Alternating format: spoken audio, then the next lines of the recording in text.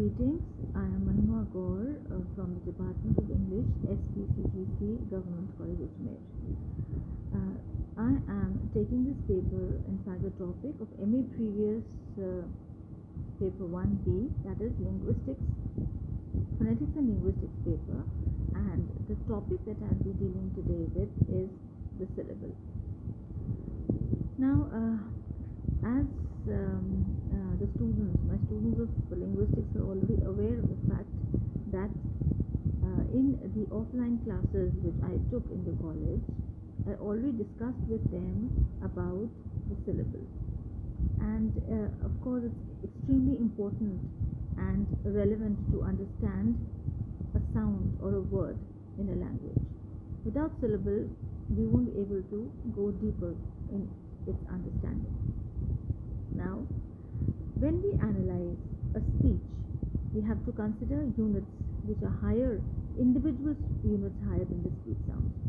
Now, of course, I talked about phoneme, I talked about phone, and like from the word phone, we have the word phoneme. Now, the unit that is next in hierarchy to the speech sounds is the syllable. Now, this is not exactly the right definition, the way that it's not an apt and suitable one, but we'll be able to understand in a much better way when we understand how a syllable goes by in a word and how it needs to be detected. A word is basically made up of more than one syllable. Syllable, you already know, is the smallest, tiniest unit of speech sound.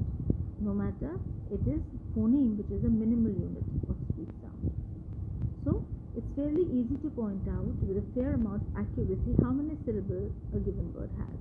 Now, what is difficult in a syllable is to delimit it. That is, when one syllable ends, the next syllable begins in a given word which has several syllables. Now, for example, take the word, you have the word girl, boy, shirt, came, go, ant, cup, bus. All these have one syllable. How one syllable? One sound. Girl. You cannot say girl. You have to say girl only. You cannot say boy. You will say boy. Because if you separate the sounds, then they become two separate syllables. Now, when we have one sound, one syllable into it, they are called monosyllabic words. Now, in Hindi, like we have the words ek, kuch, sab. In all these also we have monosyllabic words. But now let's come to the words like teacher, doctor. They have two syllables. How they have two syllables? I already told you in the class when we discussed this. We don't say teacher at one at one stretch or one sound. We just say teacher. So it's audible, of course. They are two separate sounds. Doctor, separate sounds. Now remember, this word has three syllables. Population has three syllables. And of course, examination has 5 syllables. This has been discussed in the class, so I don't think it will be much difficult for you. Now, usually, syllable division is marked with a hyphen. That is, you have the word tailor, cucumber, pencil, remark. Now, everything is there visible on the screen. No matter, I'll be sending you the text too, so you can just go through it and you'll be able to understand a much better way. Then you have becoming, population. Now all this hyphen has been put between these words in order to, so that you can understand that they are separate sounds. Phonetics, how many syllables you have in phonetics? Phonetics, 3, and so on. So it should be pointed out that here it is not always possible to mark a syllable division which is being represented in the English word here. For example, examples in English word which has 3 syllables. Example. The letter X in this word represents 2 sounds, g and z. Now, no matter the spelling, I will discuss to example. The spelling is E-X-A-M-P-L-E, but the sound pronunciation ig. Exam. We don't say exam or exam. Exam we don't say, or exam we don't say. We say exam. Okay, exam. So g and z. Now, in the pronunciation of several English speakers, g is a part of the first syllable and z part of the second syllable. Now, so how can you make out the division? It's better to write a phonetic transcription of the words and mark the syllable division, the transcribed versions of the words. So the best way is that we mark the phonetic transcription, we transcribe the word, and then we'll be able to mark the division. So that's important to know the transcriptions, and we've already done the transcriptions in the class.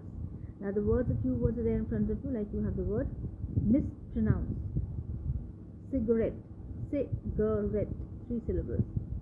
Possibility, possibility, again 5 syllables. Captain, captain, it's not captain, it's captain, 2 syllables. Relationship, again relationship, 4 syllables. Computation, computation, again 4 syllables.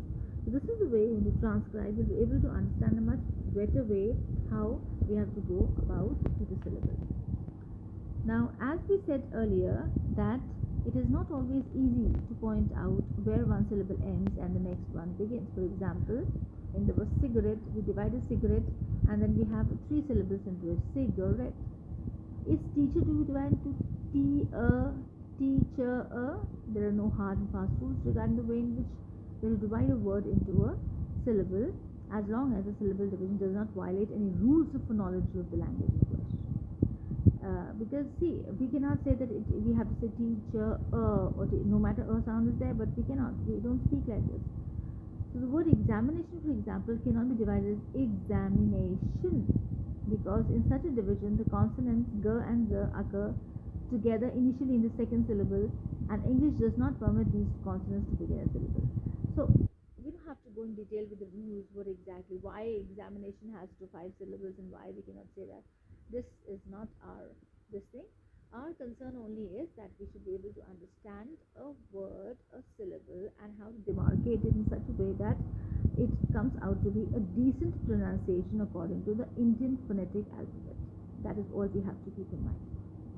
So that's all for the class today. We'll continue with the composition of the syllables, the vowels, and the consonants in the next class tomorrow. Thank you.